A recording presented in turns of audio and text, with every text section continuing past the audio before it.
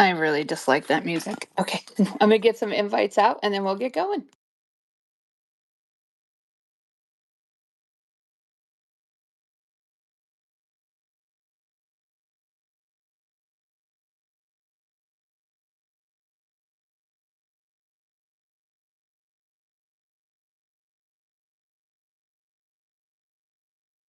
How are you doing today, Kara? I'm doing great, Pija. How are you? I am very good. I actually was able to get out and work in my garden today, which always makes me happy. And I collected a bunch of leaves so I can experiment with cooking with sunflowers. So, yep, Cool. that's what I've been doing. Cool. There is a storm brewing outside my apartment where I am, so you might hear some thunder. It's pretty cool. I miss thunder. We don't, it's very rare we get thunderstorms here now because I'm in the valley of mountains. So when it does happen, I miss it from growing up in the Midwest. Yep. Well, isn't that just a given in Florida that there's a thunderstorm? Yeah. And they kind of come from out of the blue. Okay, so we're going to get started here in just a moment. We're going to give it, if you want to, anyone wants to grab a drink or whatever, we'll give it another minute or two for people to filter in. And then we will get started with our conversation with Kara Dansky.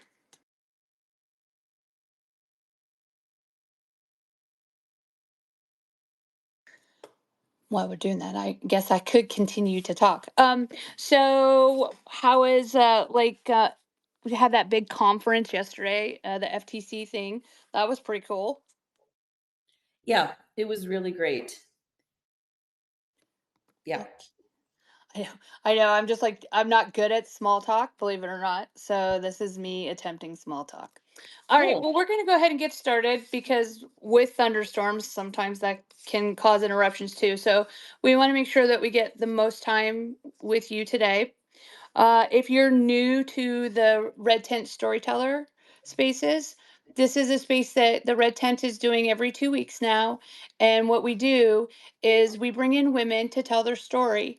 And any woman is welcome to sign up for the Red Tent if you have a story to tell. It doesn't have to be in the arts, whatever you want to talk about. We want to uplift and empower women to realize they have a place to have a voice, and we've done some spaces in the past, and now we are lucky to have Kara with us. So we're going to talk to Kara today about Kara.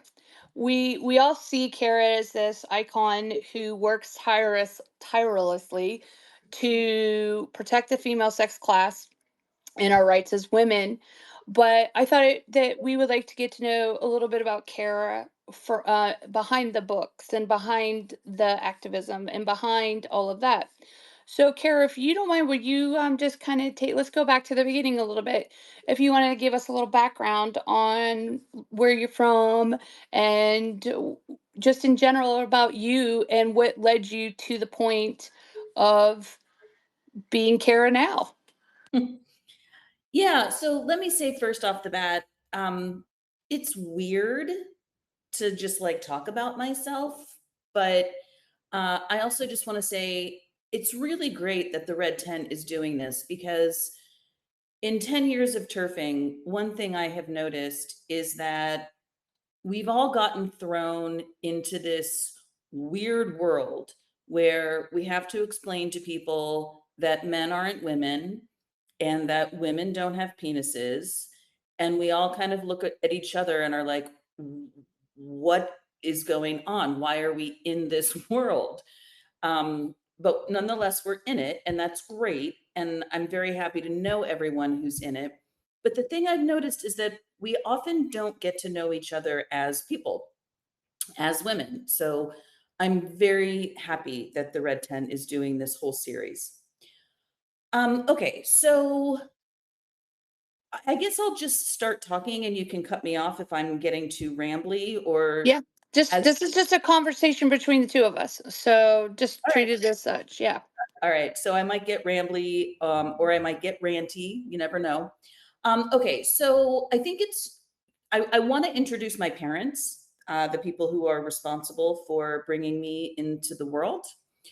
My Because it's helpful, I think, in thinking about who we are. And I will say, I am very fortunate to have had a relatively stable and safe upbringing, and it's really sad that one has to consider herself fortunate to have had such a stable and safe upbringing, because all girls should it should be normal for girls to have a stable and safe upbringing, but as many of us know, too many times it's not. So I will say my mom came from a very working class family and neighborhood in New Jersey. She came from a very working class background, and women were not particularly expected to go into careers or even go to college for that matter at that time. That was the late 1960s. And my mom, I think, if I have this right, she was basically told, oh, and it was a very Catholic upbringing. So she had a lot of siblings, and her upbringing was very traditional and conservative. Her dad worked in a factory all of his adult life, and her mom basically didn't work outside the home except for occasionally when she had to get a job as a secretary when they needed to make ends meet. So my mom, like not a whole lot was expected of my mom. But she did go to nursing school. And the kind of interesting thing about that is that she went to Johns Hopkins nursing school at a time when the liberal arts college of Johns Hopkins did not admit women. So she couldn't go to liberal arts college. She could only go to the nursing school at Johns Hopkins in Baltimore. That was 1967. And 5 years later, 1972, Johns Hopkins started admitting women into the liberal arts college. And that's where I eventually went 18 years later in 1990. So I just kind of find it interesting that my mom's options were so much more limited than mine, just 20 years beforehand.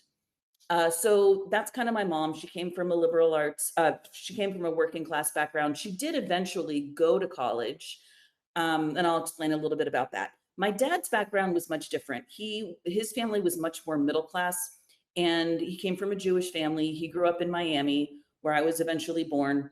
And for whatever reason, they both ended up at Vanderbilt University after my mom got her nursing degree. So here's my Jewish dad and my Catholic mom. And the really interesting thing about them, and it's kind of funny and unbelievable, is they met in the fall of their freshman year, and they literally got married the following February.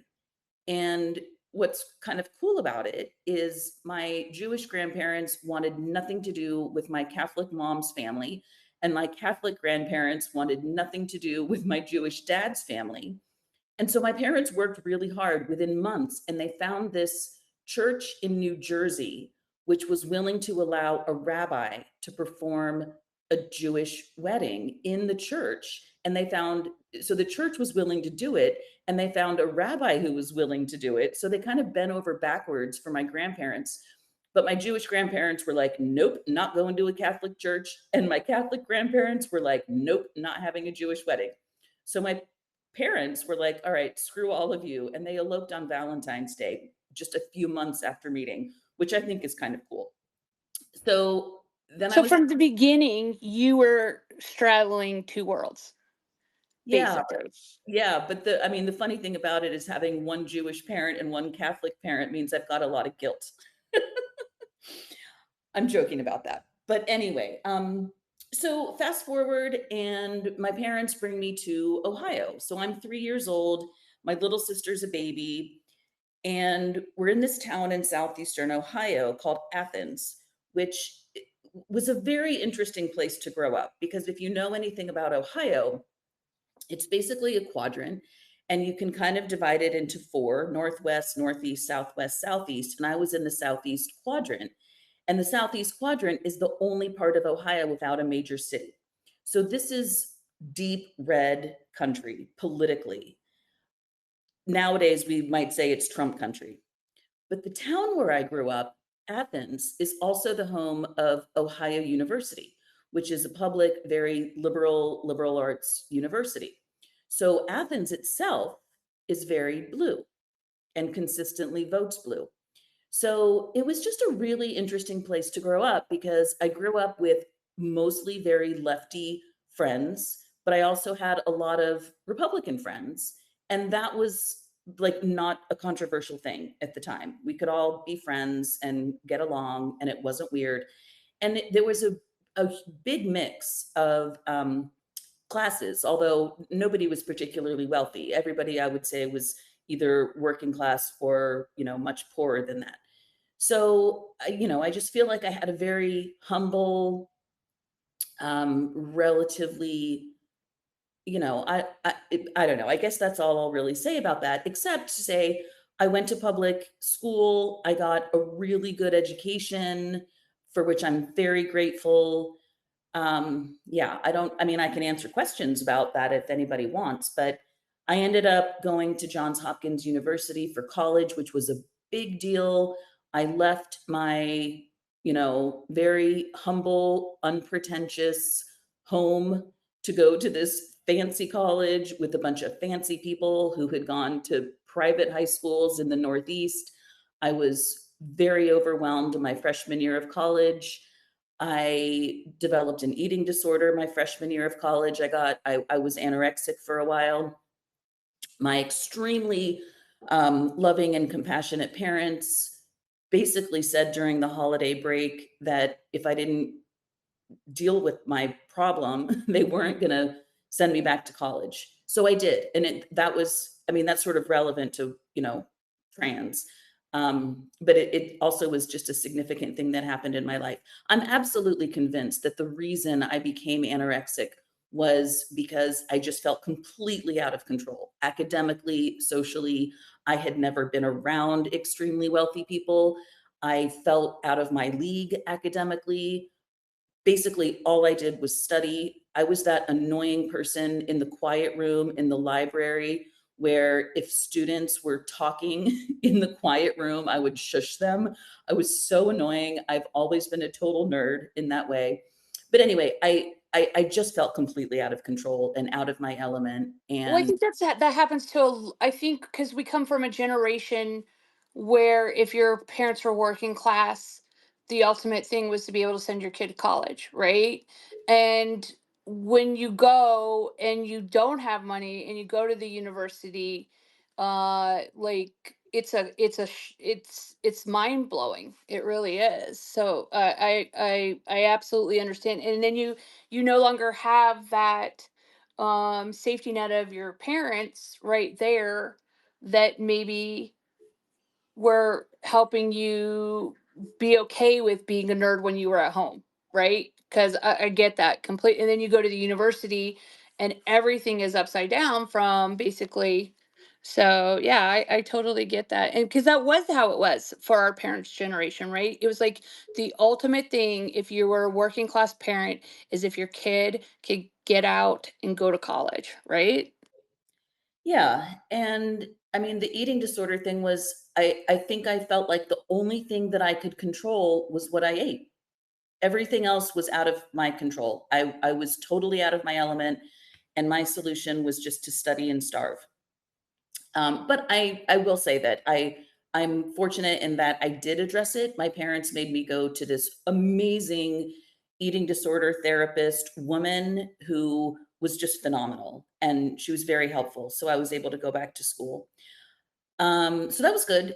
And I mean, I guess I will also say it, as pertains to being in college and feeling overwhelmed, I had an amazing core group of female friends in high school. There were five of us, and we we had a really good time together.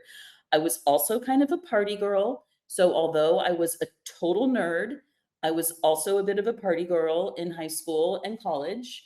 My friends and I got up to a lot of interesting stuff, and that was very fun. But yeah, I was without them in college, so that was also hard. I I'm going to stop you there. I'm going to stop you there and go back a little bit. This core group of women, Yeah. right? That do you feel that influenced part of why you are adamant about protecting the word woman in our the sisterhood that is women. Do you think that played any kind of role? Yeah, absolutely. Do, Absolutely. I mean, there was no confusion at that time, right? Like we were the girls and the other people were the boys. And there's an intimacy, right, with our female friends that we can never share with men, no matter how close we are to our male family members, or for some of us, our male partners or our male friends. Many of us have, pretty cool dudes in our lives, but there's an intimacy that women share that men can never, ever understand. no, I think you're absolutely right, and that I didn't find that until a few years ago. Mm. I didn't have a concept of female socialization in the sense of getting a tight knit community. And I think when you do, whatever point you are in your life as a woman, and you find that where the walls can come down, the trust is there. You don't worry about there's that's monumental. And and you had that in high school, and that seemed to have really affected you. Yeah. And of the four others, I'm still very close with two of them. Two of them, we've just kind of fallen away, no drama, no big deal. But I remain very close with two of them, and I'm very grateful for those relationships. Okay, sorry. I just wanted to ask you. Okay, so here we go. I'm here. I'm gonna put you on the spot here. You said that you got up to stuff when you were younger. Give us a very vague, general description of one of your favorite memories of being with those girls in high school. So I found myself in detention. I don't remember what I did to deserve detention, but it could have been any number of things, to be honest. I like kids in my school kind of didn't understand me because everyone knew I was a nerdy nerd. I sat at the front of the class. I was that annoying kid who always had her hand up to answer the question. But then I would like be at the party on Friday night slinging beer, So I ended up in detention not infrequently. And one of the women in my friend group, her name's Andrea, she was much worse than me. She was in detention a lot more frequently than I was. And I thought that the only way to serve detention was in the afternoons after school. And she was like, "Oh, Kara, no, let me help you out. There's an alternative detention, which is Wednesday mornings at 7, and the guy who supervises it never shows up." And I was like, "What?" And she was like, "Yeah." So she would pick me up on Wednesday mornings in her totally broken down 1972 used BMW that had holes in the floor where you could literally see the road through the floor of the car. She would pick me up and we would go to the high school at 7 on a Wednesday and we would check ourselves into detention and the supervisor wouldn't show up. So we would leave and go back to the student parking lot and smoke cigarettes for an hour before school started. OG bad girl. That's like I think that's amazing. Like because she was looking out for you. That's just awesome. And that's like look how quick you pulled that because it was such a great memory, right? So let's fast forward then you're at college. You don't have this core group of friends. You aren't sure. You developed an eating disorder. You feel lost. What point did that turn around for you? That turned around quickly, thanks in large part to my parents and this amazing woman therapist. She said something to me that stuck with me. I don't remember exactly what it was, but she told me that she herself had an eating disorder and that part of the way she got over it was walking down the street eating a croissant. Like she felt like as a woman, she wasn't really allowed to eat in public. Like it was unseemly or unfeminine to be seen consuming food. And so she just gave herself permission to just walk down the street eating like a dessert or whatever. And that's what helped her. And I never did that as a tactic, but it helped, it helped me be like, oh, yeah, there's something weird about starving myself. Oh, and I should say, so it turned around fairly quickly and I was fine. But then the way it really got turned around was I studied abroad. So I studied political science. That was what I majored in. And I studied abroad my junior year of college in Morocco. And Morocco is a fairly well off place, but there's a lot of poverty, a lot of really severe poverty. And by that point, I was healthy and eating, and it wasn't any longer a serious psychological problem, but it still lingered. And when I was in Morocco and I was seeing all this suffering and all this poverty, I just realized the absolute insanity of being a white Western woman choosing to be hungry. Like it just seemed absurd at that point.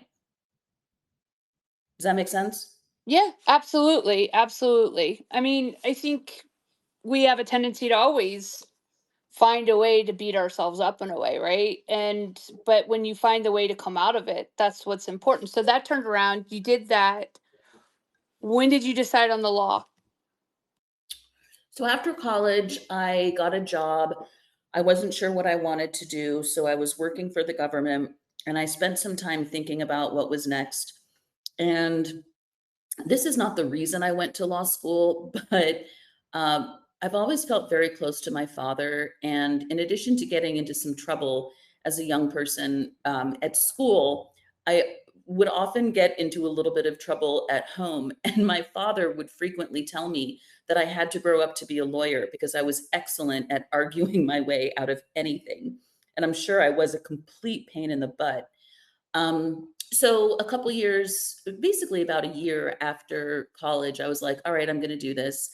And I applied to a whole bunch of law schools. I took the LSAT and decided that's what I was going to do. I mean, there was some thinking around like I've always been super political. As I said, I studied political science. I've always been on the political left. And part of me was like, okay, maybe I need to become a professional activist. Like maybe I need to go into work and, do advocacy and be a street activist and all of that. And that's all great. And I kind of I viewed it at the time as like an either or thing. I thought I could either do that or I could get a law degree and kind of do do the work on the inside. And I eventually decided the inside was going to be better. I don't know if I still see the world like that, but that's how 23-year-old me saw the world. So I sent off, I don't even know, maybe like 20 or 30 law school applications. I was just reaching for the best I could get. And I ended up getting into the University of Pennsylvania, which is where I went. If you just your like secret, if I could be anything in the world, what is that thing for you? Now, Like, no, oh, let's do both. Back then, what was 23-year-old Kara going, wow, I wish I could do this, but I'm going to go this route. And now, Kara, now, what would you say? I think at the time I was thinking about maybe trying to get a PhD, and I ended up not doing that.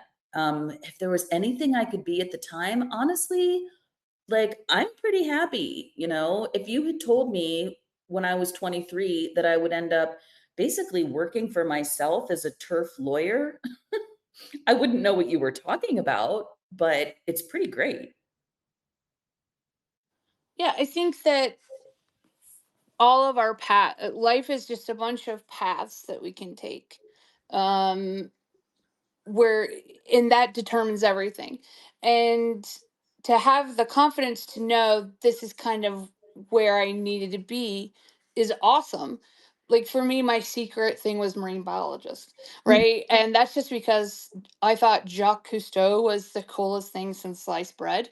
And I loved watching like on Saturdays. Sometimes you'd have Wild Kingdom with Merle Perkins or whatever his name was, and I just love that stuff. But I love the fact that you knew, and now here you are.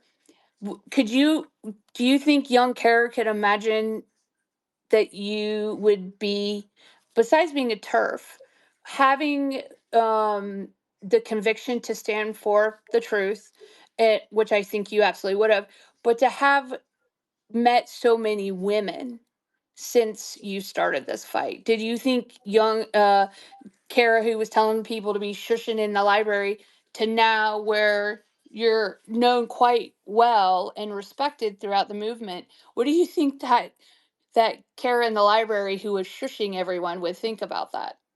Yeah, I mean, that was brief, right? Like that was my freshman year of college and I got over it pretty quickly. I guess I would also say, since we're talking about ourselves as women, I'll just touch on the topic of children because I don't have any.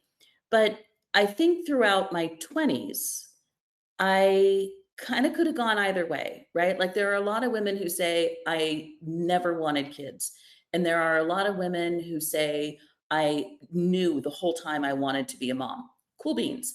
I just didn't have either of those convictions. And so I kind of thought the whole time, well, I could see myself being a mom, but I could equally see myself not being a mom. And the latter is how it turned out. And that's pretty cool. I mean, I make my own decisions for myself and I kind of always have. I mean, I guess I would also say, as I mentioned, I've always been political. I've always been on the left.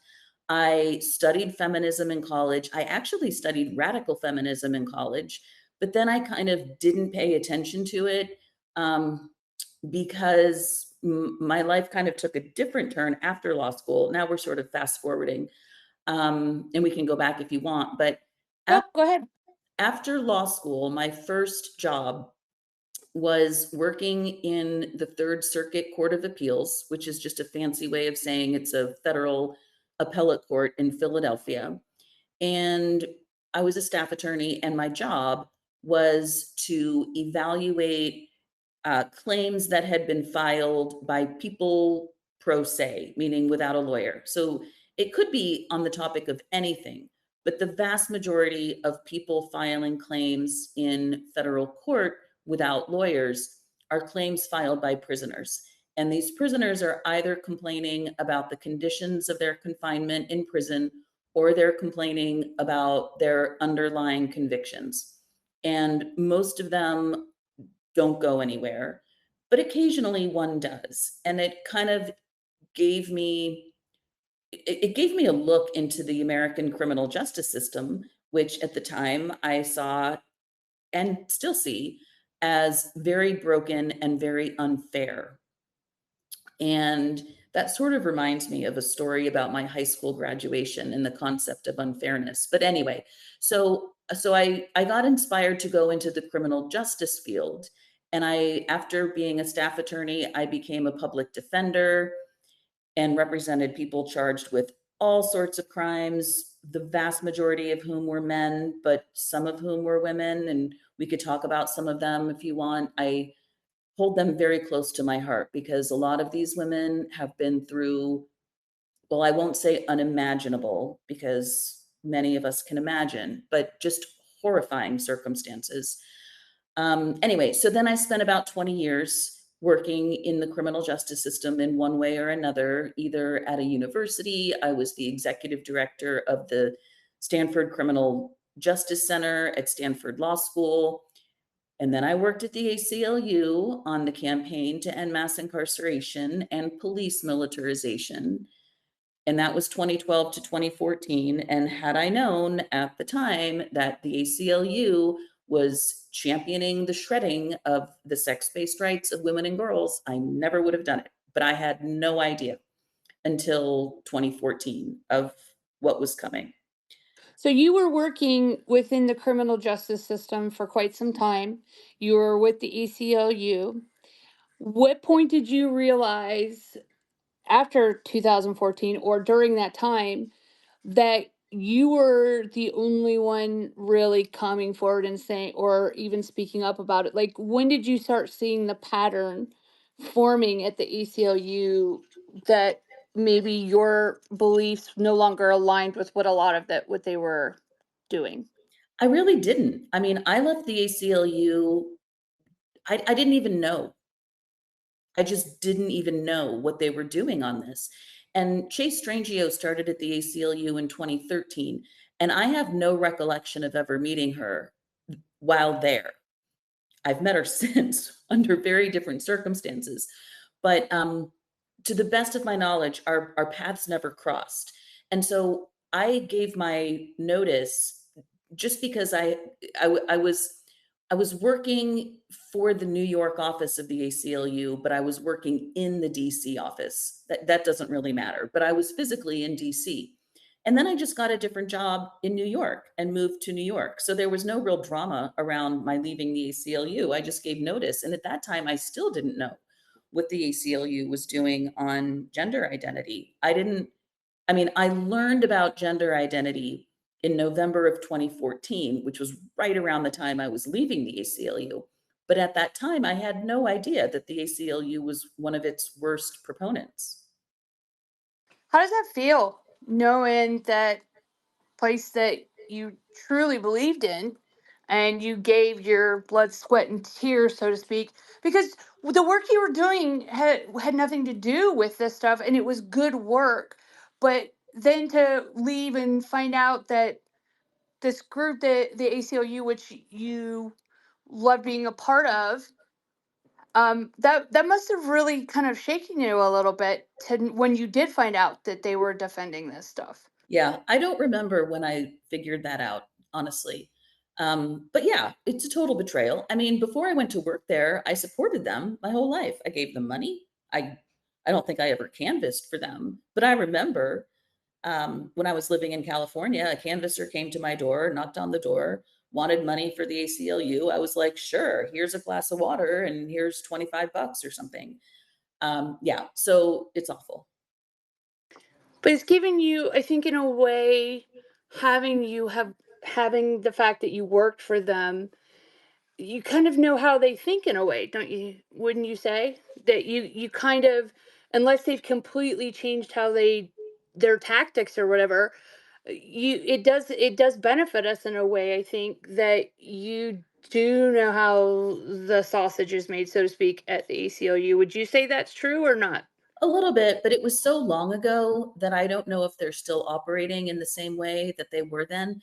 I mean, I will say that the executive director is a guy named Anthony Romero, and he was the executive director when I was working there. And he's just a total misogynist. I mean, he's just a complete misogynist. And I knew it at the time, but for different reasons. Like, I just thought he was a normal, regular misogynist. I went to a conference called a staff conference in San Diego. It was either 2013 or 2014. I don't remember which. But there were hundreds of people, staff members from all over the country at this conference. And he gave a keynote talk and he was talking about his skills at fundraising, which is true, like mad props to him. He's very skilled at fundraising. But then he made this joke where he said, the reason I'm so good at fundraising is because my tongue is the strongest muscle in my body. Pause. Well, that is above the waist. And it was gross. It was just completely gross. So I just thought he was a normal misogynist man. I did not know at the time that he was going to be pushing this gender identity stuff. Does it surprise you that he is? No. Do you know of anyone else? Like, I know it's been a long time, but you worked there and you've made connections, just like anonymously or with, "Shh, don't tell anyone." Do you know other people that you may know from there who have left or are still there that aren't comfortable with the direction that they're going on this? Or, Okay, so I mentioned that I got a job in New York, which is true. That was early 2015, and that ended up being just a terrible job. And I was like, I don't want to do this. So I went out on my own, which is so cool, and I love it. And I really hope I never have to have another actual job again. But anyway, I was consulting with various nonprofits. I had a ton of connections in the criminal justice world, various criminal justice nonprofits, drug policy reform, immigration law. And I just had all these contracts where I was doing all this research and writing for them. And I loved it. And it gave me total freedom. And one of my contracts was with this organization that was doing a project on the southern border. And the whole project involved getting immigration lawyers and federal public defenders to talk to each other because a lot of people who were, I don't know, caught in various legal, I don't want to get into controversial conversations about the border, but the bottom line is that it was trying to get immigration lawyers and federal public defenders to talk to one another. And I was a really good person to work on the project because I understood a little bit about immigration law and I understood about criminal defense law. And my contractor called me up one day. She was like, we have to have this is probably 2017, maybe 2018. And by that time I was an outspoken turf. And she said, we have to have an awkward conversation. And I was like, oh boy, here we go. And she said, I really don't want to let you go, but I have to because someone from the ACLU of Texas told me that you're toxic because of your views on this topic. And I was kind of like, well, they're not wrong, right? Like, we are toxic to a lot of people on the political left. So that's the first time I lost work due to being a turf. And someone, I think it might have been her, told me that Chase had shown a clip of me being on Tucker Carlson to ACLU staff and told them not to talk to me. Now, I cannot prove that's true. I have no idea, but I had this good friend named Ruthie, and we stayed in touch after I left the ACLU. We would hang out. She lived back and forth between Washington, D.C. and New York, as did I. And we would get together for lunch or drinks or something. And I emailed her after this happened, and I got no response from her whatsoever. So I have no idea if Chase told the ACLU staff not to talk to me or what. But no, I no longer have any connection with anyone I worked with when I was there. That's it's just I think about you. You had this wonderful unit of women when you were younger. And I think if I had to guess, you took that through up until, so to me that would have been incredibly hurtful. It would have messed with me that they were calling me toxic for the truth in basic biology. I mean, that had to have hurt. I mean, I guess by that time, it didn't. I don't know. It just didn't. I was like, whatever. This I is mean, that's part of the thing that we have to do, right? When you choose to come out and say that you're going to defend biological reality, like it was different back then too because there weren't that many American turfs in 2018. We didn't really start to pick up a lot of numbers here, I would say, until the past couple years.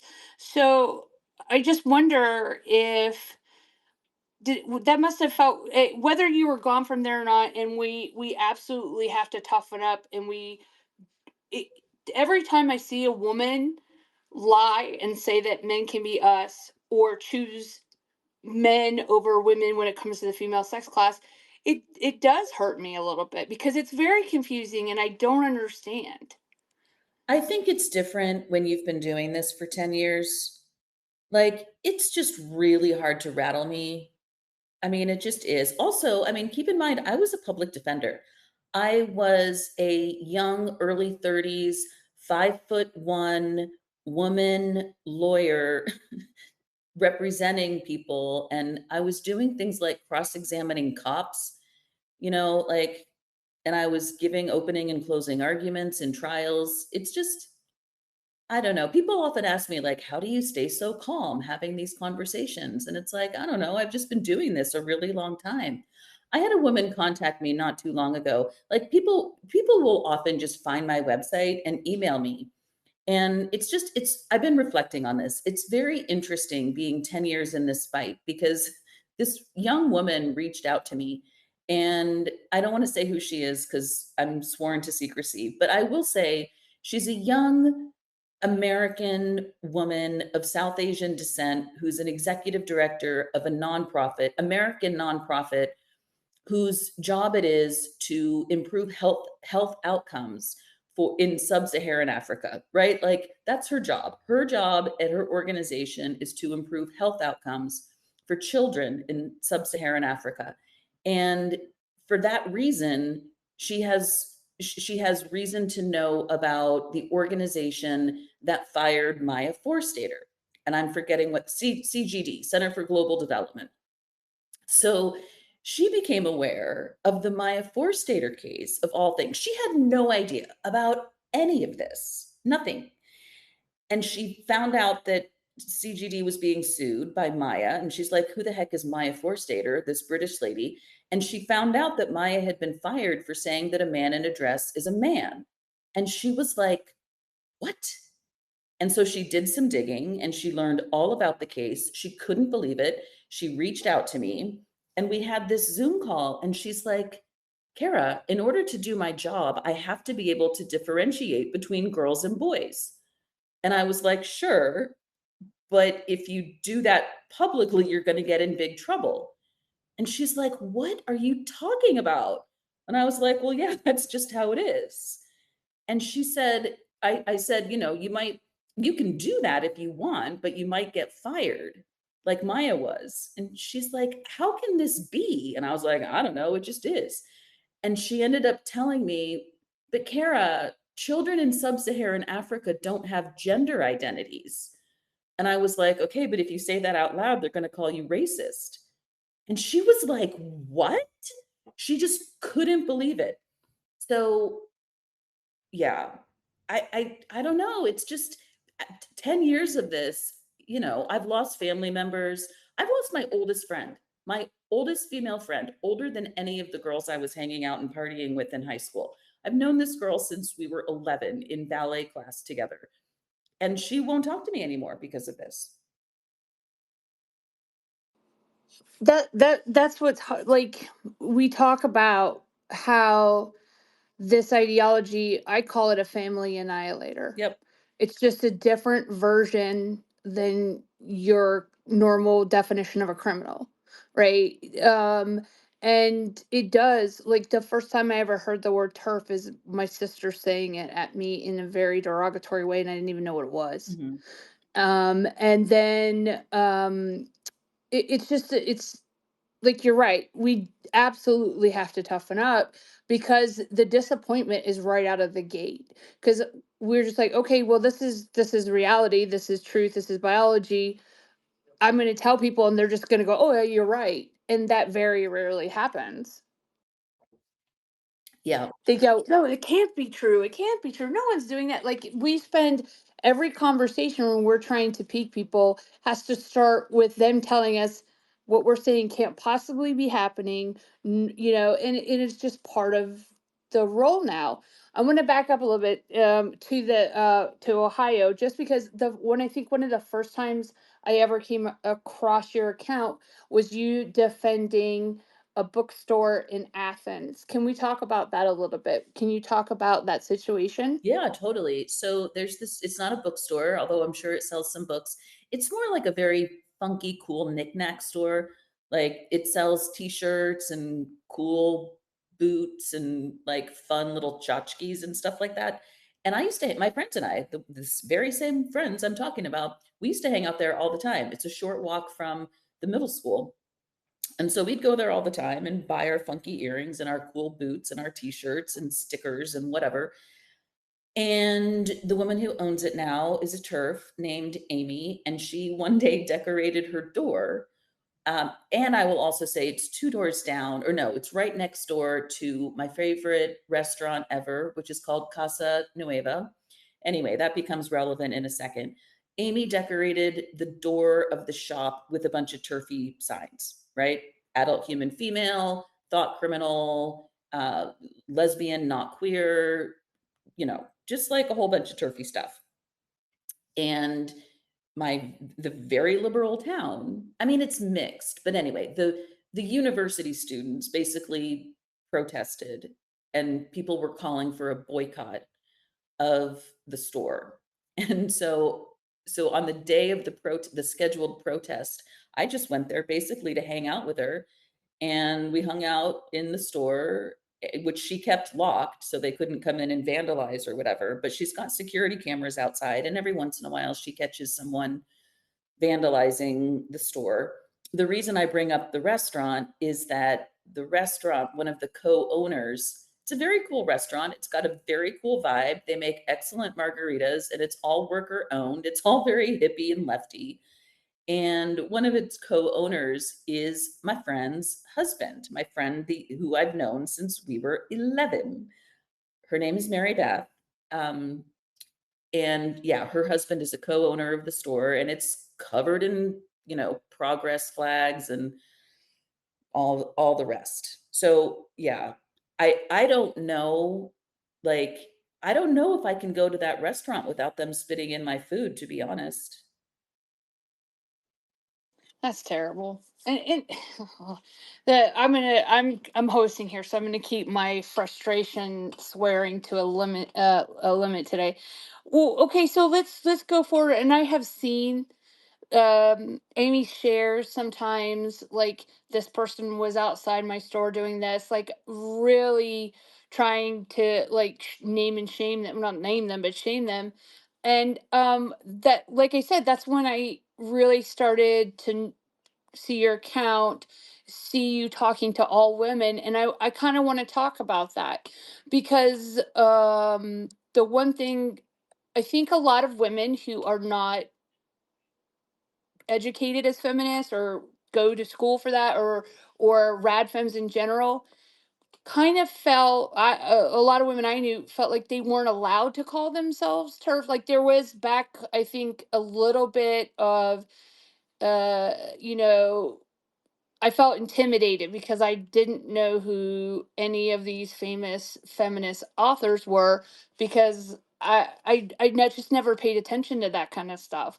And I noticed with you that the difference was is that you spoke to me, you weren't speaking at me, right? And I never, and then I was never going to tell women that were not liberal that they didn't have a right to fight for their sex class.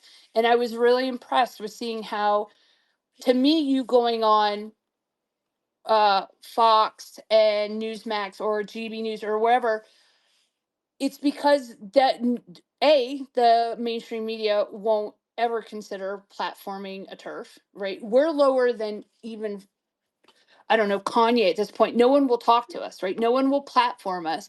And I saw that, and I think this is really a lot of the times where we've gone in America, that we're in up in Canada, we're seeing it as well with, like, Cosbar, where we're nonpartisan. And I think that it requires women uh to build that bridge between, because it's we're fed so many tropes about each side, and it's an effort to keep us divided in a way. And the one thing that has brought American women together over everything is this now. This will be remembered, that we were able to break that partisan divide. Sure, there's still going to be people who don't want to talk to each other, but how has the reception been for you, both from liberal women and also from women who aren't liberal, who may message you or reach out to you, or that you've met through this? So in 2016, in May of 2016, President Obama issued a Dear Colleague letter to schools all over America, telling schools that the word sex has to include gender identity for all purposes. And I was serving on the board of Women's Liberation Front at the time, and a bunch of us were like, oh, hell no. And a woman, a TERF, is married to this man who has extensive experience in complex civil litigation, and he was ready to take it on. So we were like, great. And so we filed a lawsuit called Women's Liberation Front versus United States, which I love. I just love the name of that lawsuit. And it got filed toward the end of 2016. And then we ended up not being able to pay our legal bills. Wolf just couldn't pay the bills with with the money that we were able to earn from our own community.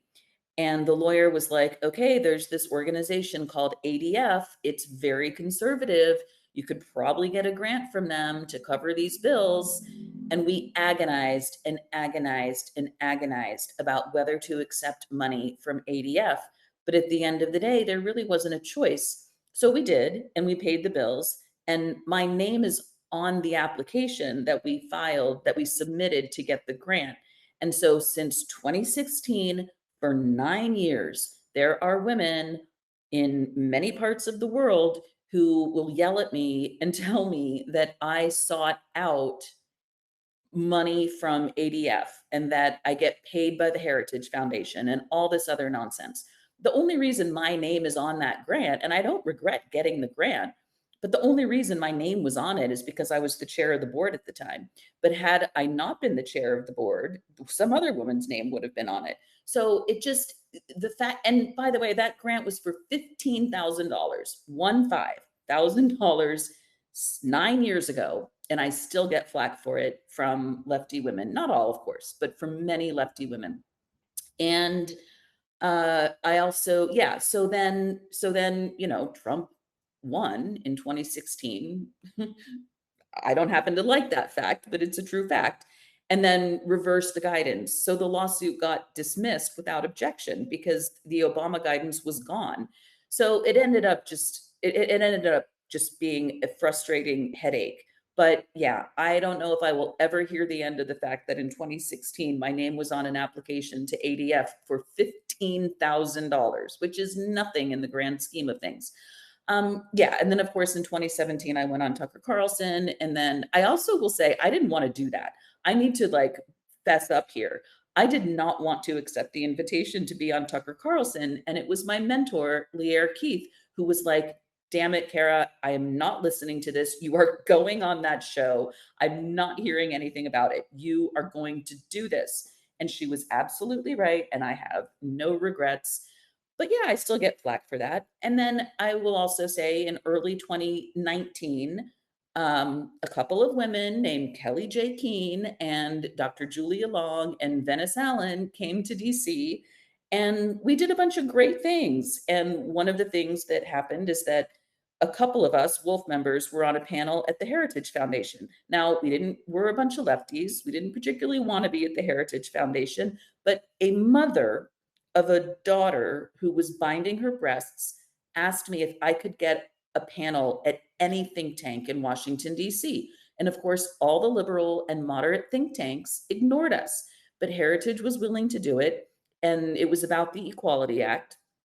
The American Equality Act is very different from the UK Equality Act, I have to say that. And the event was called The Inequality of the Equality Act Concerns from the Left. And so, now we still get a bunch of flack for having done that. But after that event, a woman came up to me. She's from a conservative organization. She said, can we work together? We exchanged business cards. That was early 2019, and we have become close friends. And she is a former lobbyist in Congress. She's very politically savvy. We work together behind the scenes frequently. I have developed some of my favorite relationships with some conservative women in the US with whom I disagree on all sorts of things. And, surprise, surprise, we can manage to have working relationships and friendships without agreeing on everything. And it's just been absolutely delightful. That was very long winded. I'm sorry, PJ. No, it was great. It was great. I mean, I'm very pro leave your crap at the door and let's fix this. I've never been quiet about that. Let's talk about WDI. When did that when did you decide, hey, this is what I want to do? And you were president. What was that like? Yeah, so I was on the board of Women's Liberation Front from 2016 to 2020. In the meantime, UK feminists were writing the Declaration on Women's Sex-Based Rights, which launched in New York in 2019. And the US chapter launched in 2020. And I thought, well, that's cool. It has very similar values to Wolf. And I thought, all right, let me be part of this new effort and I'd been on the Wolf board for 4 years. I was kind of like, all right, let's let some other, maybe younger women um, take the helm. And I got involved in WDI USA at the end of 2020. And in 2021, the organization incorporated, and with incorporation brought, legal crap like, bylaws and the requirement to have a board of directors and officers and stuff like that. And in the summer of 2021, the existing board elected me to be president, which was cool. And I did that for 3 years, which was awesome. I mean, I guess I'll also just say I'm very proud of the work that WDI USA has done in the past 4 years. It's done a lot in 4 years. And yeah, what else should I say about it? Well, I mean, I think that the thing that I want to talk about is that, like, you're like, very focused and you don't get distracted. Like, when you were with WDI, WDI does things with the where the no was remind me was called no interaction if they do anything to you. What is the term for that? Where the non-directive, where I'm sorry, my brain is totally where you're out protesting and you don't fight back. What is that called again? Sorry, my brain's going blank. Yeah, nonviolent direct action. Thank you. Yeah, I wasn't getting that $3 hanging out. It was a good thing that you came in when you did. And like, I know you've gotten some pushback for that, but I think that there's one thing that you've always said is that we have to fight this. It's a hydra. We have to fight it from multiple different directions.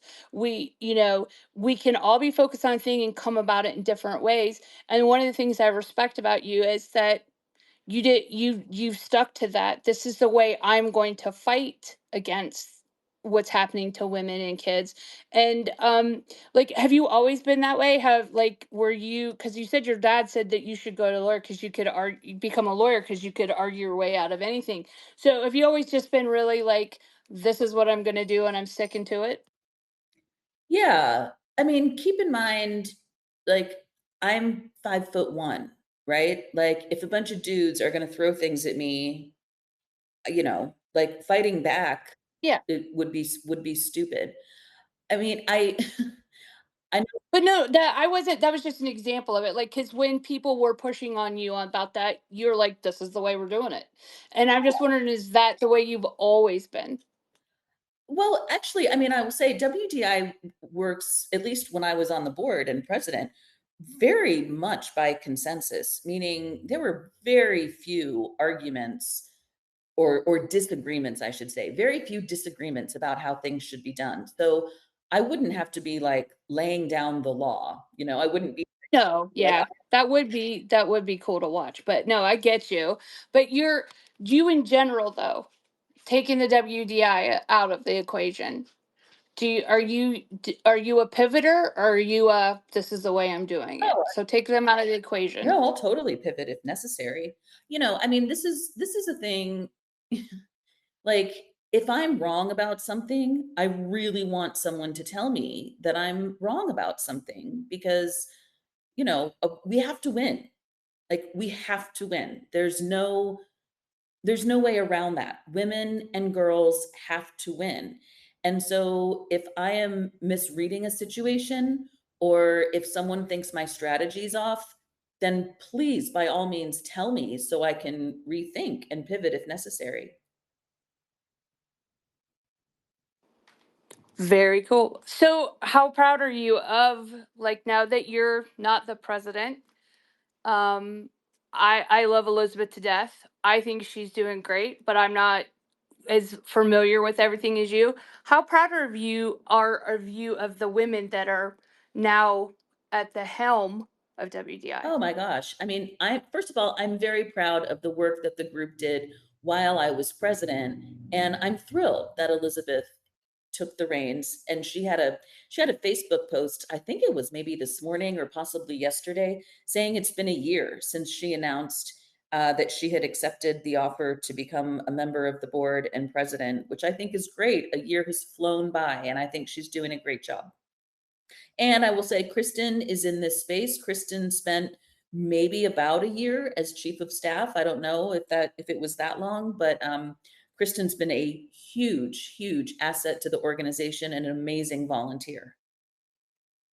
The thing that I take away mostly from the women that I've gotten to know that through you with WDI is they they're not gatekeeping women, the term or anything like that. I have really never met more open women that are so focused. And that to me, like, because I'm a watcher, I'm not it, very rarely am I involved in things, but I'm a watcher. And it was like I never felt like if I was asking a question behind the scenes to them that they thought that I was stupid, or I don't know how to put it, because like a lot of us I think that have come into this don't have any background in politics or activism or anything. And sometimes that self-doubt comes creeps in and you're like, well, I shouldn't even ask this because it's just gonna be, and I never felt that way when I would ask them a question, and very receptive, coming in and speaking with us, explaining a little bit about WDI. That was amazing. So after WDI, your presidency ended, what became your focus after that? So mostly these days I'm focused on Substack. So I basically spend my days, I mean, when people ask me what I do, if I'm safe to do so, I will say I am a full-time unemployed TERF. Like that's pretty much all I do. I pay attention to as much as I possibly can about what's going on in the land of gender woo, and I write about it on Substack. And I do a weekly podcast. The first 3 Fridays of the week are paid subscribers only, and that's me talking for 10 or 15 minutes about some aspect of gender woo.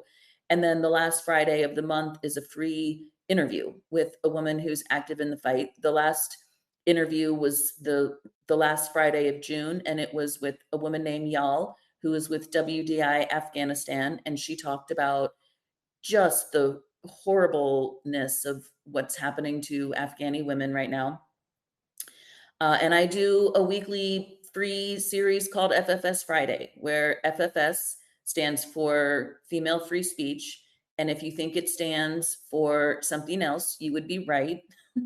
But those are always free and shareable. But yeah, I mean, my Substack is essentially my only income. And so a lot of people ask me how I make ends meet being a full-time unemployed TERF. And the answer to that is that I don't have kids. I don't own a home. I don't have a mortgage. For various reasons, I was able to pay off my school loans. So if I can make ends meet by paying rent and getting food, I'm okay. Now, I mean, this is not a plea for money. I'm just telling you that it's basically all I do. All I do all the time is make it my job to stay on top of everything happening in the land of gender woo and writing about it on Substack. Speaking of writing, let's talk about the books. Okay. Let's talk about that. When did you decide you were going, okay, I'm going to write a book?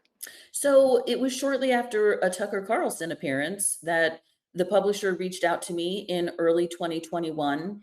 And we had a conversation about whether I should or whether I wanted to. And I put together a proposal, and he was like, that sounds good.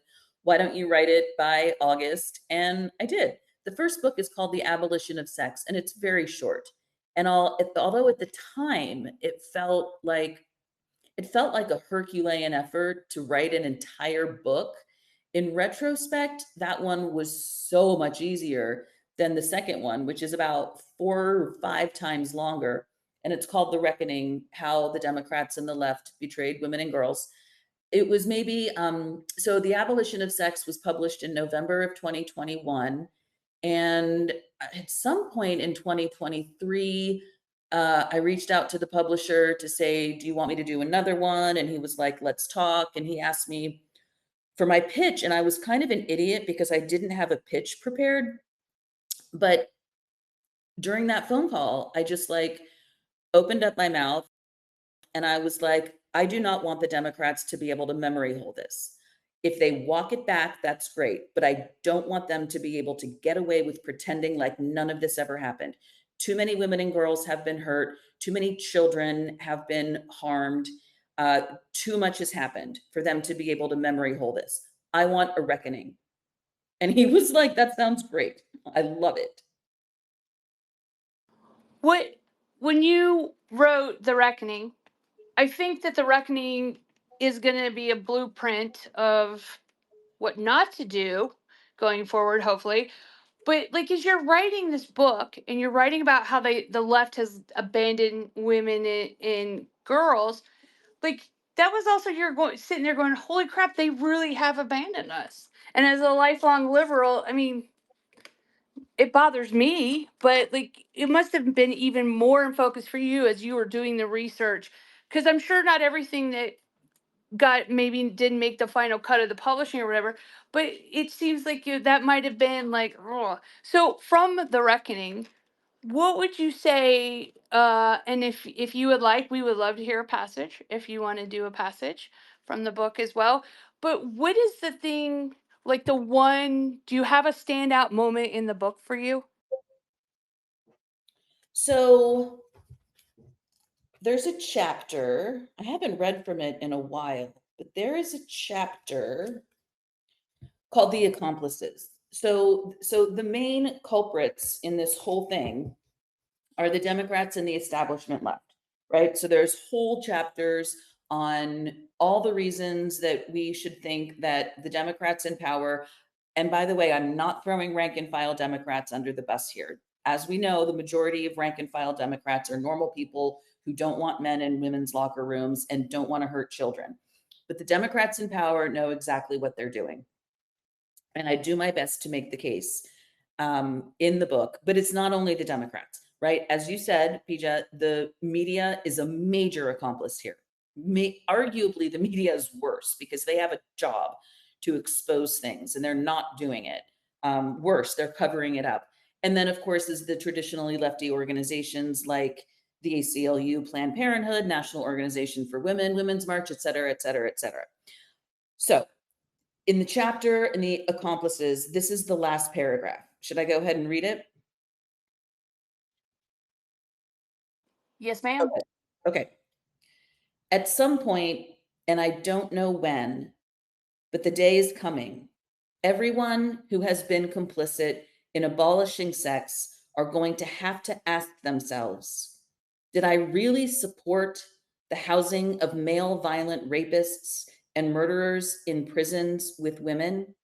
Did I really support men being permitted to take medals, honors, and championships from female athletes? Did I really support children being permitted to sterilize themselves and get surgeries that permanently alter their otherwise healthy bodies? Did I deny that sex is real? Did I think that human beings can change sex? Did I really go along with the idea that women who fight for women's sex-based rights were hateful bigots who needed to shut the F up and threatened with violence?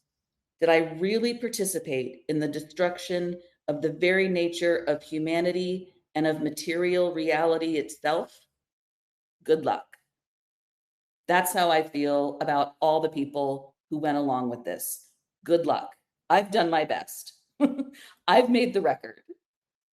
Good luck with yourself. Good luck reckoning with your own support of, letting male prisoners being housed with women. Good luck.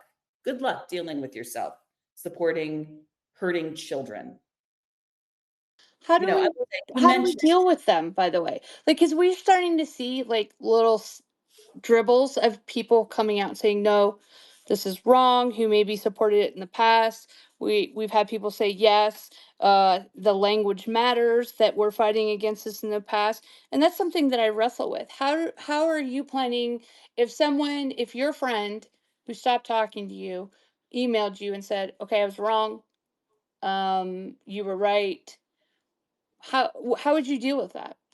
I will absolutely accept I was wrong. You know, I want an apology from all the Democrats. But, you mentioned yesterday's panel event at the FTC. I thought one of the most powerful speeches was Jamie Reed, right? Like, I don't know if anyone here in this space watched that event or has watched the recording since, but Jamie, I mean, she says some powerful stuff. She said during her talk, I helped harm children. And she is like really grappling with that. And she's working so hard to protect kids now because I just think she feels torn up inside about what she herself was complicit in. So anyone who says I was wrong, you know, that's totally great. I just, I, so that's how I plan to deal with them. I just will not have patience for anyone who ignores it or denies that it happened. Yeah, I think about Jamie is I remember when her whistleblower story broke, Mhm. right? And that was like, holy crap, someone's saying something from the inside. And yeah, it was absolutely every time I see her speak, because I see this penance for, and it's got nothing to do with religion. Everyone who knows me, that's not what I'm talking about. It's this, by her going to testify is her way of trying to make amends.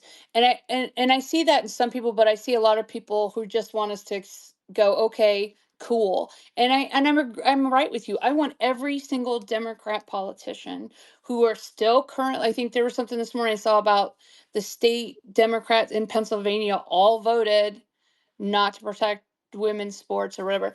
Like, every day that goes by and they're doing this stuff, I not only want an apology, I want a Macy's Day size parade down every, I mean, like, and that's not realistic, but it's not that I want to punish them. I want them to admit what they, it wasn't, and it's not just about the main thing is the damage that's done to the bodies, but they've damaged lives. That ripple effect of the pebble in the pond.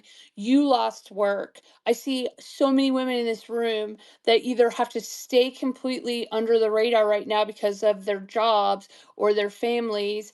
I know one of our good friends, Jenny, her whole social circle has abandoned her in California. It's like, there has to be, for me, and I don't know, and I want your opinion on this. uh, just saying they were wrong when it comes to politicians and not that I have no belief that the entertainment industry is going to turn their crap around. I want the apology, and I don't feel bad for saying that. Yeah. No, I agree. I mean, at the end of the day, I don't I don't want any of us to feel disappointed if we don't get the apology, but for our own sake, right? Like if this whole thing comes crumbling down and we don't get an apology, I can live with that. I don't Yeah, love it. I agreed. I want a reckoning. I want an apology. But if we win and we don't get that, I'm not going to lose sleep. I'll be okay. And I want everyone else to as well, because I don't want anyone to feel bad if we don't get what we want. Yeah, it's just like it's a wish list, right? It's like, well, I want you to do this and this and this, but yeah, from the politicians especially, I better see some groveling, honestly, at this point, just the batshit stuff they're pulling. So let's talk a little bit about the reception to the book with Democrats, because not everyone might know this, but Kara went with Sal Grover and dropped her book off to some U.S. senators. We know that wasn't some were okay, some were not. We know John Fetterman's twink of staff is a little misogynist. But have you seen, in since it's come out, are you getting any messages behind the scenes from maybe someone that you have given the book that has seen, the seen the light? Well, I have not heard from any like sitting members of Congress or their staff other than those meetings. And I kind of suspect, WDI USA sent multiple copies of the book to every congressional office in early 2024. And I kind of think their staff like was gatekeeping, gate kept them. I don't know if you can say gate kept, but I don't know that I don't know, but no. I mean, the Democrats in Congress and the former White House are not being responsive at all. But they know. I mean, we know they know. Let's talk about Ted Cruz. A- And I mean that in the sense that pretty much on a regular basis now, quite a few of us are saying out loud, why is it I'm agreeing with Ted Cruz, Yeah. right? The Democrats can't be clueless to this being a not a winning issue for them, whatever reason they're keeping at it. L- When we cross that Rubicon, so to speak, of where we start paying attention to maybe politicians or people that we may have discounted in the past. I feel like I've evolved over the past 4 years. Whereas when I first became a TERF, I would have been terrified if anyone had messaged me and said, "Oh no, that you're talking to someone." Within 6 months, I was like going, "Don't tell me who to talk to." Do you get a lot of pushback from your from anyone about the fact that you are friends with women who are across the aisle, or and I'm sure you're like whatever, but or do you ever get that? Not so much anymore.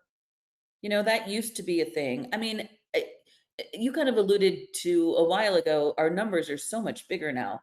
But yeah, when I was at Wolf from 2016 to 2020, I think, the tiny handful of us who were doing this felt like we were just shouting into the wind.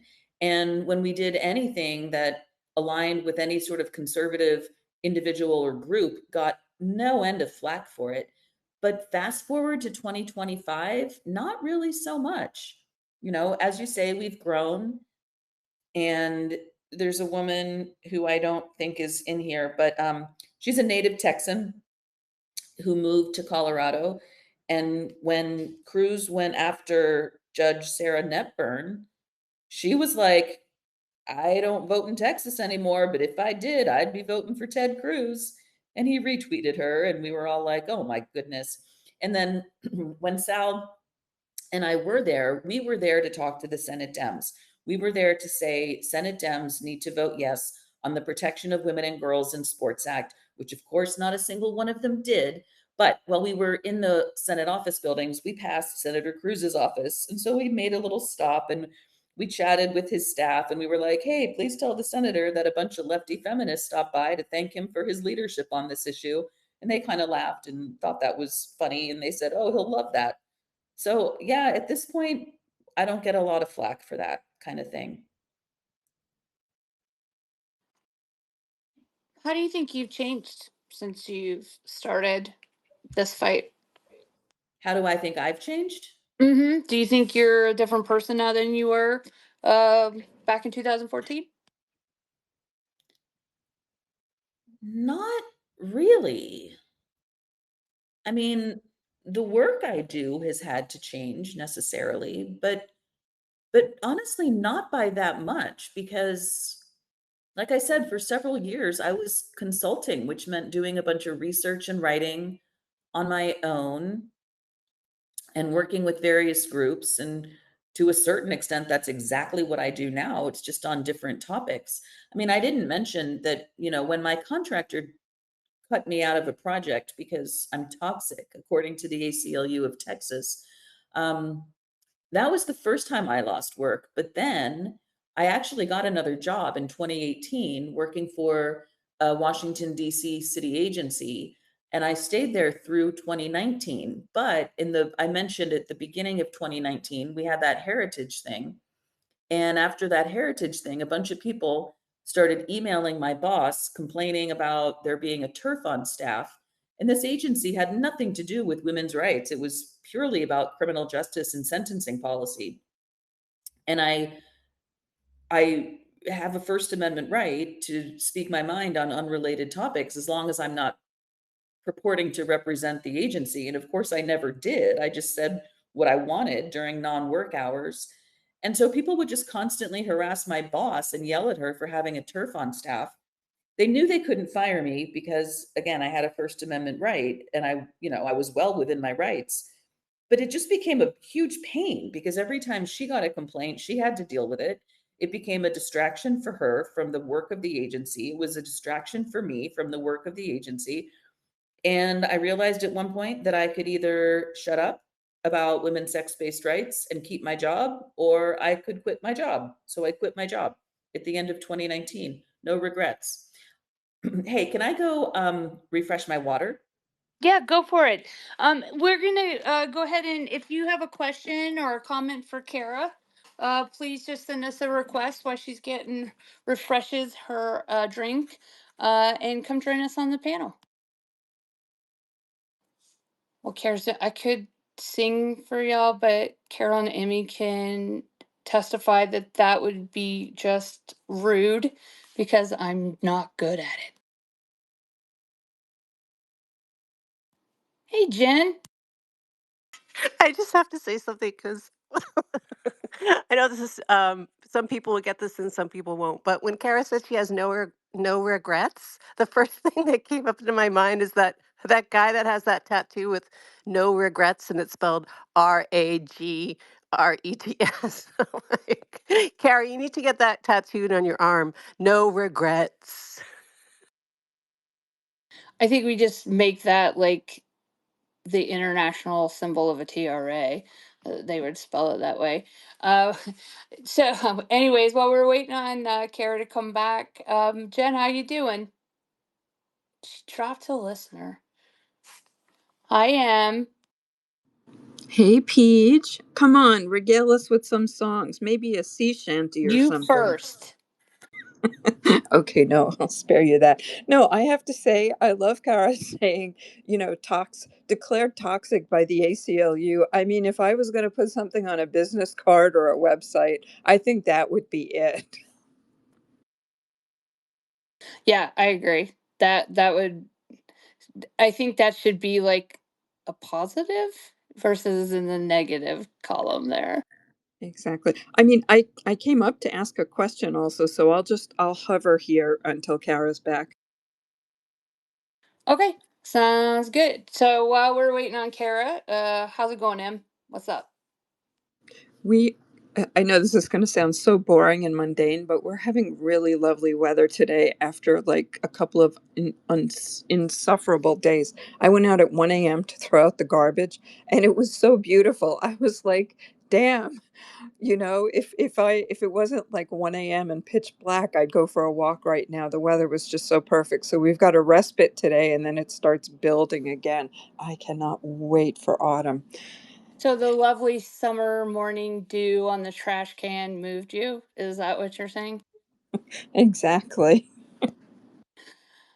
I'm I back think with okay, awesome. We since Jenny dropped and came back, we'll go Jenny and then Emmy. Go ahead, Jenny. Oh, I was just going to tell just a little story about the first time I met Kara oh dear. while she was away. The first time I met Kara was years ago when she came to Oakland to protest the Dana Rivers trial. And I just showed up, and she was there, Leah Keith was there, and a bunch of other women. And I remember standing there and somebody said, "Oh, can she join the protest?" And I'm pretty sure it was you, Kara. You like looked at me and then said, you know, okay, she all right, let her. And I just remember looking at you guys and thinking, these women are so bad ass. Like you're so tiny. Like when I saw Kara too the first time, she's so tiny. She's so tiny and she has this essence about her, just power. This power emanates from her. And anyways, this was the first time I ever met her, and it was quite quite something to stand with those women and have a bunch of TRAs ride up and throw pies at and eggs at them. I didn't get any. I got a little bit of pie on me, but I mean, they were prepared. They knew that they were going to attract those people, and uh, yeah, she's just like, bring it on. That's what I love about Kara. Bring it on. That's so Kara, nice. can you tell us a little bit about, so for anyone who might not be familiar with in the room, just fill in a little bit about why you were all there protesting? Yeah, so there's this guy called Dana Rivers who was charged with an absolutely brutal triple murder of a lesbian couple and their teenage son. One of the women, I forget if he stabbed her multiple times after shooting her to death. And it took years to go to trial, and it eventually went to trial. And sitting in the courtroom, which I did for closing arguments, was unbelievably bizarre because everyone, including the prosecutor, referred to him as a woman the whole time. So we still don't know to this day whether the jury even knew that he's a man. And he's a bit slight at this point because he's kind of older, and he was in a wheelchair, and he had a blanket draped on him, and he has long hair and wore a mask and glasses. So they did a very good job of disguising him and like looking at him, I know he's a man, but I could see that people might think he's a woman. Anyway, Jenny, I think we were there for sentencing. Is that right on that day? Yeah. So we were there for the sentencing hearing after he was convicted. And yeah, we held up a banner that said woman, adult, human, female, and another banner that said no men in women's prisons. And we started by standing on the steps of the courthouse, which were guarded by security. And then we moved to a little public square area, and a handful of guys and I think one woman ran at us, and as Jenny said, threw pies at us.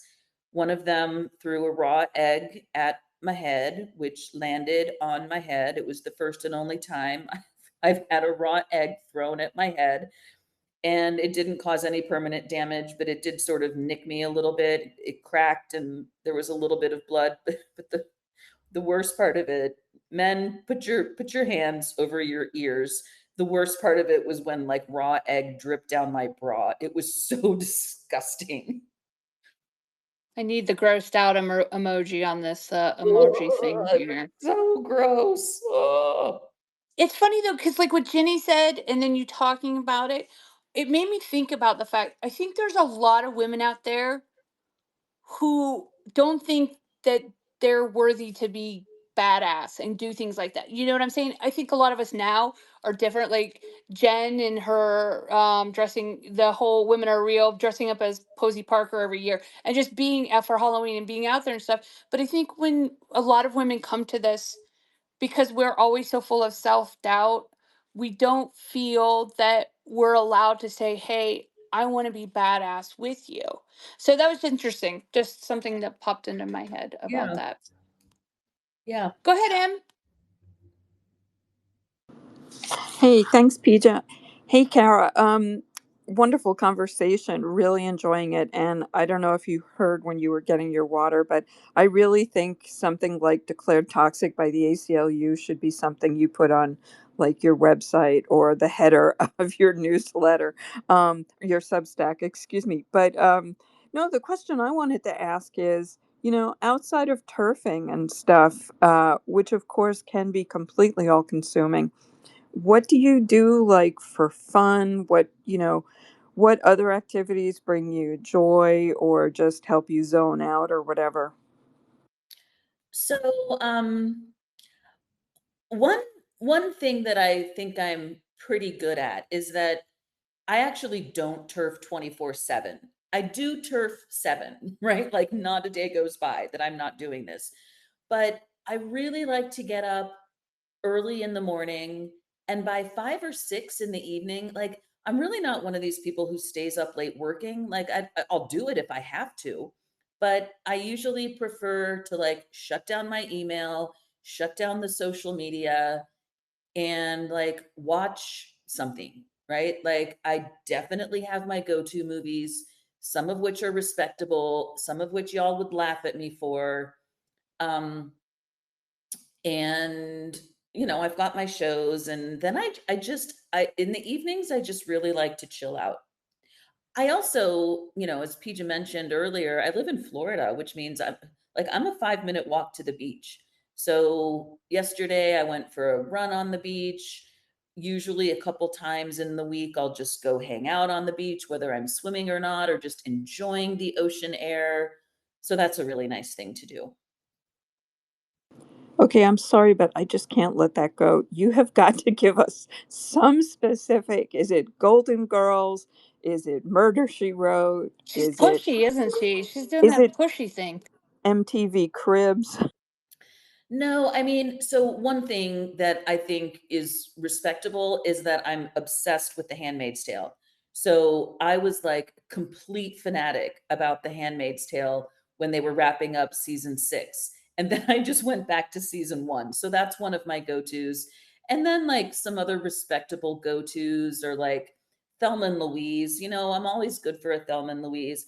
But the ones that would probably like the things that would probably get my radical feminist card revoked are like Friends. Like that's just, it's not respectable for a 50 something year old woman to be watching Friends. But you know what? I don't care. Sometimes I just need to like totally chill out and watch something silly that makes me laugh. But I really like that line. I don't turf 24/7, I turf 7. And I think that's very important that all of us have this opportunity. It's how we keep going, that you do have things outside of the fact that we're fighting against the easiest lie to disprove that's ever existed in our species. So I really like the way you put that. yeah, I mean, I do it every day. So I don't really have a concept of a weekend. Like, there's no difference to me between Saturday and Wednesday. They're both turf days, but I do feel like it's important to shut down in the afternoon or evening. Now Emmy's gonna be like, "Dang it! I wanted to get her playlist." Go ahead, Maureen. Hey everyone. I just thought it would be a good time to say a thank you to Kara because she is, to me, the perfect example of leading by example and not being that kind of um, person, woman, leader, whatever you want to say, that just has integrity. And I think it's tough to navigate that, especially if you're new and you come in to it and you have strong beliefs and you know what you know, and so where is my tribe kind of thing. So I think that I and many of us here are very fortunate to know her, to have met her. She's been very kind to Canadian women and helped us where we needed it, and we know that she's there as a resource if we ask her. And I think you can really be a leader in a quiet way, the way that, and I don't mean that she's quiet in her turfing, but I mean just by example. And there's nothing like that. And I'm grateful to her for that. I think she's taught us very much, to stick with it and to be, honest and speak your truth. But you don't have to be all the other stuff that go along with it. And I like to think that, we're doing that here. It's taking us a much longer time than we'd like it to, but we're following her lead and we're grateful for her. Thank you, Kara. That's so sweet, Maureen. Thank you. I think Maureen's absolutely right. There a day doesn't go by that someone doesn't disappoint me that has a large account, and Kara's the exception to that rule. Kara being on target about language and not deferring in her turfing capacity is, and being one of the larger accounts that is an American turf. I think that the integrity, like for me, integrity is huge. I will give anyone female wise my trust in the beginning. It's not like full on trust, but I'll be open. And then if I- I'm one of those that I just burn the bridge and walk away if you don't. And I can say this: Kara is one of the few women who has seen my face off of here, and that isn't done because she's Kara Dansky, the author. It's done because she's Kara Dansky, the woman, that I felt comfortable enough to do that with. So I think that um, maybe I think one of the great things about doing these storyteller spaces is that our connection as women globally, they haven't been able to break it Sure, there's people who have splintered off or have left, or there's stuff going on. But the core group of women globally that are just turf and seven, we'll call it, there's this respect, and we just really appreciate you being one of the women. We don't have to worry necessarily about the fine print, and that's not to put down other women. Do what you do, your thing, find your tribe.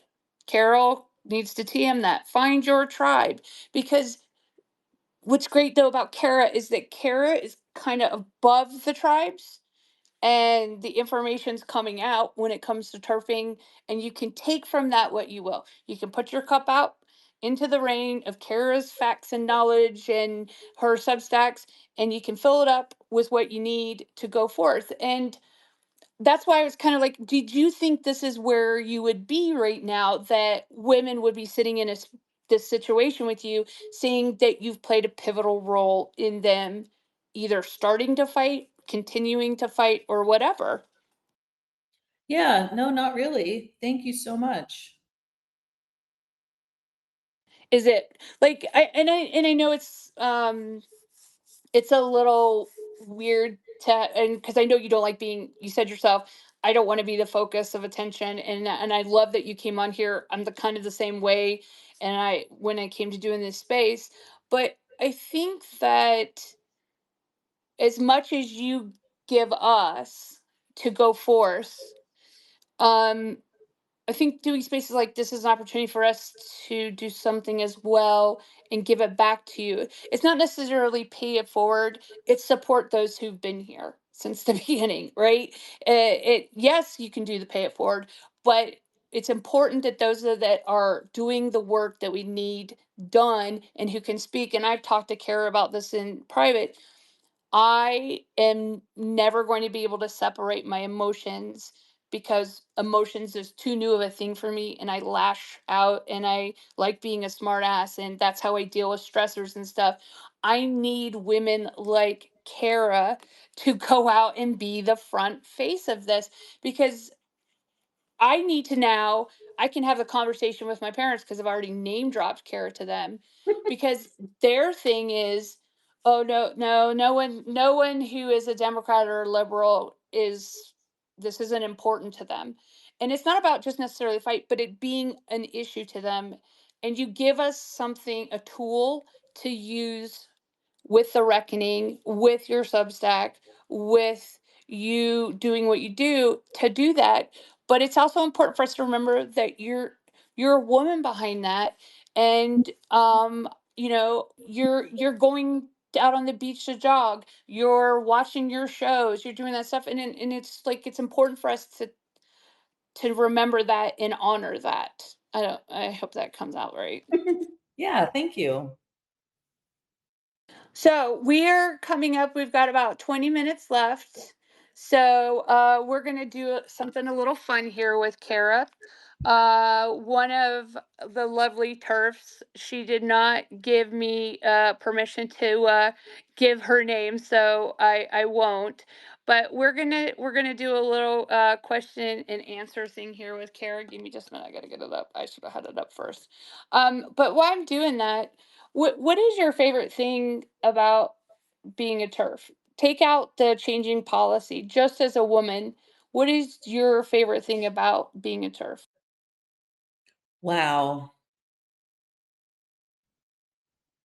Well, I guess what I would say is that, as I mentioned, I've always thought of myself as a feminist, but I wasn't really paying attention. I was focused on criminal justice. So I like, I don't think I could possibly get a job in the so-called progressive criminal justice reform world today if I wanted to. But having said that, I don't. I don't want to, because what I'm doing now is really fun. I mean, it's stupid. It's absolutely stupid to have to write briefs that get filed in the Ninth Circuit Court of Appeals that say women don't have penises I mean, it's one thing for Kelly J. Keene to have a Let Women Speak event where she shouts at Hyde Park that women don't have penises. That's a great thing to do. I'm totally behind her in that. But I have literally filed a brief before the Ninth Circuit Court of Appeals that says women don't have penises. It's so stupid. But anyway, no, it's just it's fun. I love doing what I do. It's great. Uh, yeah, the fact that you had to write that is ridiculous. But yeah, and we absolutely, for me, it's the connection to women because I've never had that, and I feel like it's a gift, and I will honor that gift, and I will not disrespect it. And I'm just going to keep doing what I can from where I am. And I'm forever grateful to all the women that they shaped me. They influenced my art. Um, they, I'm more open with some women here than I am with any member of my family. Yeah. So Yeah, no, it's absolutely true. And yeah, I mean, God, men calling themselves women has done more for the global solidarity of women than anything else ever could have. I mean, I mentioned that I watch Handmaid's Tale, and there's a line from Handmaid's Tale where June says they never should have given us uniforms if they didn't want us to be an army. And I just feel like, dudes, you never should have called yourselves women if you didn't want us to be an army. yeah, I don't think any man ever thought, or anyone with the wallets, like Pritzker and those fools, ever thought that we would connect globally. And the reason we're connecting globally because it's ruining women's lives on every continent but Antarctica, and that's only because a trans hasn't said he wants to go to the Antarctic station and use the women's bathroom, Right. right? That's it. So, and it's such a basic fundamental thing for all of us. And yeah, it's just absolutely amazing. All right, you ready? We're going to have some fun here. Okay, should I be nervous? No. I mean, it is May, but I'm on the Red Tent account, so of course I'm going to behave. James Lipton always asked his guests 10 questions at the end, and I'm going to ask you these questions, and it's just the first answer that you come up with. Okay. What is your favorite word? I'm already stunned. My favorite word. Um, Phenomenon. What is your least favorite word? Moist. I think that's a universal one. What turns you on creatively, spiritually, or emotionally? The ocean. What turns you off? Mm, freezing And it's cold. oh yeah, I can deal with that one. Yep. What is your favorite curse word? Fuck. What sound or noise do you love? The ocean. Can I say that again? You can do whatever you want. What sound or noise do you hate? Car alarms. Well, we already know this one, but what profession other than your own would you like to attempt? Now, Yep. all right, I'll say professional dancer. What profession would you not like to do? Um, I don't know, chemistry? I feel you on that one. And the last one, if heaven exists, what would you like to hear God say when you arrive at the pearly gates? Welcome home. Awesome. I'm just really glad that you joined us today. And please follow Kara if you're not. Also, we have down in the timeline, we have the links to her books and her Substack. What would you say before we finish up? how do you feel now that we're done versus when you started? Because I know that you weren't quite sure. How do you feel about the fact that like you shared a part of yourself besides just the books? It still feels weird. But again, I think it's really good to do this. And I'm really happy the Red Tent's doing it because, we don't get to know each other as people. And even like even in person, I've noticed even at in-person events when we get together, we always talk about turfy things. We share information about turfy things and we commiserate about turfy things, and all of that's great. I'm not trying to get anyone not to turf, and I'm not going anywhere anytime soon, but it's good for us to just get to know each other as people. My favorite movie is Tank Girl, by the way. So if anyone uses that against me, I don't care. Like, because I always have this. I only ever had two kinds of dreams. I was either like some badass warrior woman, or it was rooms with a lot of doors or whatever. But I love the thought of secretly, I would love to be a woman who was like in full armor, and it's like this other side of me that never will be, but that's how I imagine. And Tank Girl is just one of my favorite movies. And I'm probably gonna lose followers over that, but you know what? Too bad. So I just think that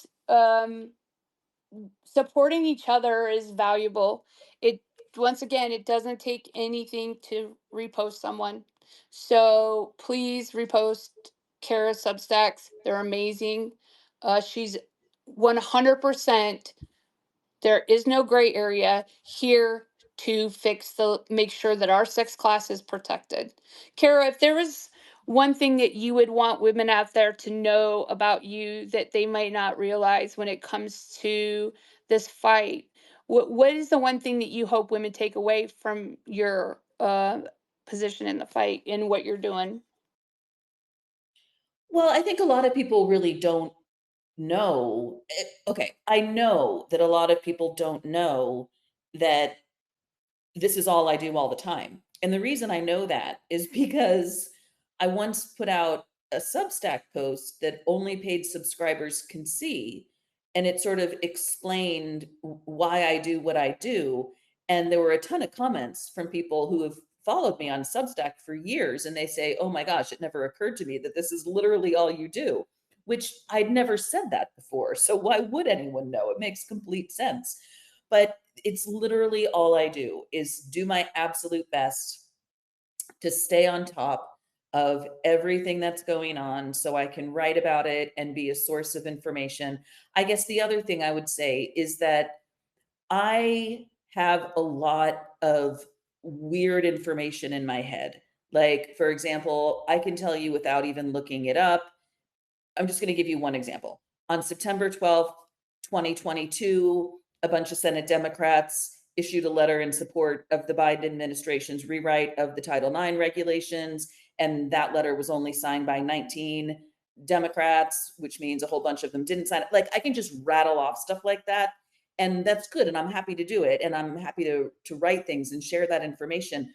But part of the reason I stepped back from being president of WDI USA is because I don't want all of this information just to live in my head, right? Like, I really want the information to live in other women's head so that if I get hit by a bus tomorrow, like, I want everyone to have all this information at their fingertips. Because like for now, I do, and I'm happy to use it to share. Um, but again, like, I want other women to know all the weird crap that I know. Like, I just know that the Equality Act has been introduced in every congressional session since 2015, since originally being introduced by Oregon Senator Merkley. Like, that's a weird thing to know, right? Like, I just know weird shit. And I want other women to know that because I don't plan to get hit by a bus tomorrow, but you never know. Do you think that that we're gonna beat this? Yeah, it's just a question of when. Yeah, I do. I think we are as well. Sometimes I worry that, I mean, we all know that we're going to be cleaning up the damage from this for generations, because we can't, even if everyone changed their mind tomorrow and said, yeah, you're right, it doesn't change the fact that we've altered the body chemistry of so many people with wrong sex hormones. We see the studies now that are coming about the, because we don't know the long term effects, but studies are starting to come out saying that, like, men are more vulnerable to cancers and dementia and autoimmune. And it just goes back to it. They've done studies on how it affects men, but we've yet to see really very many studies on how it affects women. So it's just par for the course, right? Yeah, but I will also just say I want to end um, kind of optimistically. And Maureen may remember I gave a talk at COSBAR on International Women's Day back in March, and I'm going to reprise it for WDI USA's convention and update it for September. But I follow this thing called the Movement Action Plan, and it's fairly old. It's from 1987, but it's a mechanism for analyzing social movements, and it sets out 8 stages of a social movement, where stage 7 is success and stage 8 is ongoing assurance that a social movement remains successful, so there's no backtracking. Stages 1 through 5, I honestly think our movement to protect the sex-based rights of women and girls, I think we are through. Stage 6 is majority public support. So we're not at stage 7 success. There's no doubt about it. We have not won this yet. But we're at the stage before that, which is majority support. So if anybody wants to look up Movement Action Plan, I just find it to be a tremendously useful tool for analyzing where you are in a social. It can be applied to any social movement, but obviously I apply it to this one. It's called Movement Action Plan. Please do not confuse it with Movement Advancement Project, which is a hideous organization that partners with the Trevor Project to trans kids. And also, please don't confuse it with the hideous phrase minor attracted person. Movement Action Plan. So we're at the end of your storyteller space. If you could say any to women out there who are maybe considering coming in onto the space and talking, what would you say to them? Absolutely do it. Please do it. I know that Red Tent wants as many women as possible to do it. Every woman has a story to tell, and I would love to get to know you all. Well, thank you so much for coming in, and Kara's going to be our last storyteller until we come back in September. The Red Tent is here, but we're on hiatus from doing a lot of front end stuff while we up, get our website updated. We get everything in place to come back in September, and we will be returning for the Red Tent Storyteller Spaces. If you're interested, we'll drop a link to that. You don't have to you don't have to be a painter. You don't have to have written a book. You don't have to have an account that's larger. If you have a story to tell and you want to tell it, then sign up. There's not, the only thing that is stopping you is you. Because I want to hear a story from every woman I see in here. Because we all got here, and the reason that we're all badass women is because we have lived. So if there's anything you want to come in and talk about, please sign up for that. And we will be back in September. I think the first week of September, we'll be back. We'll announce our guest in August. Please keep sending women hearts, like their stuff, repost it. We have great male allies, but the only one who gets what this fight is to us is other women. So support each other, stay focused. Remember, we're here for a reason. We're here to protect the female sex class and protect kids. And yeah, it's been a wonderful space. Thank you again so much for coming in.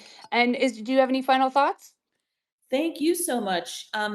I'm just seeing something I want to give you, Pija, because I think you'll want to have this for future use.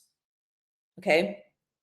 This is a post by Jane Austen's Inner Monologue. And she says, some unmitigated snot weasel hit my car and left the scene. So I just want to give you that, Pija, because I think you'll be able to make really excellent use of the phrase unmitigated snot weasel. 100%. Adding that to the list. The list keeps getting longer and longer every day. Marshall. Marshall is a member of the Red Tent, the Grays. What's up, Marshall? Hi guys, I just can you hear me? Yep. Okay, I just wanted to say this was so good to listen to, and well done guys. And hello everyone. Not everyone knows me. I'm usually on the Red Tent account. Now it's Pija. She's stolen my job. Thank you, Pija. But yeah, just want to say hi, and hi Cara. I don't know if you remember me, but it was I did your website with Nat. Of course I do. Of course I do. Hi. Thank you for coming on. This was so, because I was trying to get my daughter to sleep, and this was just so good to listen to. Oh, It was amazing. thank you. She's busy raising future turf. Yep. It happens to the best of us. But yeah, thank you again for coming, Marshall. Too bad I'm an American. Suck it. We're gonna you think wasn't gonna take it? That's our job from the British. Just kidding. But thanks again for coming. If you have questions, feel free to email or DM the Red Tent account about if you want to do a space or if you have any ideas, comments, questions. We are just women like yourself who some of us know how to do tech stuff. So the others of us just are the artists and in the group. But thank you again, Kara, and we'll see everyone back in September for our next edition of the Red Tent Storyteller. Have a great day, everyone. Thank you all.